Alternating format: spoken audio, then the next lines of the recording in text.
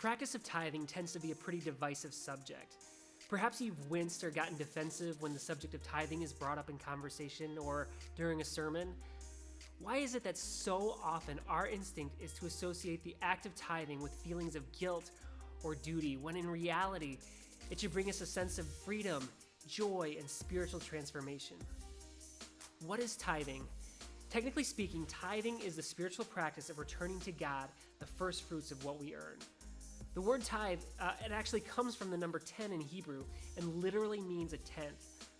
Notice in that definition that I said returning, not giving. Presenting a tithe is a tangible reminder that everything that we have is on loan from God. We're not owners, we're just merely stewards of material wealth.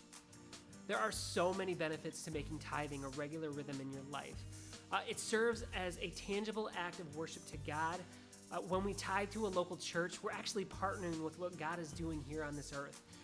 Regularly giving, it actually rewires us to have a generous spirit that flows both to God and to others. And as we give, and in response, God provides for us, our trust and our faith in Him increases as well.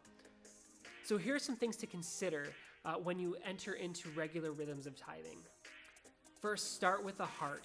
Though in the Old Testament, the system mandated giving 1/10 as an act of worship and as a way to support the poor, God has always been way more interested in the heart than the amount. So when you give, focus first on aligning your heart with God's and let that inform how much you actually give. So if at the beginning you're not ready to give 10%, start with something smaller. And as your trust in Jesus increases, so too should your giving increase. Next, give cheerfully.